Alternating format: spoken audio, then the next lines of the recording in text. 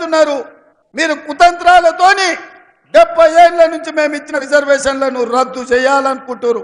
అందుకే కేంద్ర ప్రభుత్వంలో 30 లక్షల ప్రభుత్వ ఉద్యోగాలు ఖాళీలున్నా వాటిని భర్తీ చేయకుండా పక్కన పెట్టిండ్రు.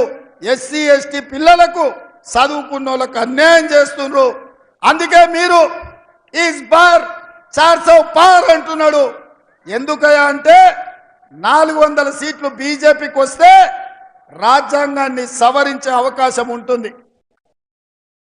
3 2/2 మెజారిటీ బీజేపీకి వస్తే ఎట్లయితే 370 ఆర్టికల్, ట్రిపుల్ తలాక్, సిటిజన్ అమెండ్మెంట్ యాక్ట్, అదే విధంగా యూనిఫామ్ సివిల్ కోడ్, నోట్ల రద్దు, జీఎస్టీ, రైతు వ్యతిరేక నల్ల చట్టాలు ఎట్లయితే పార్లమెంటులో ఆమోదించిండ్రో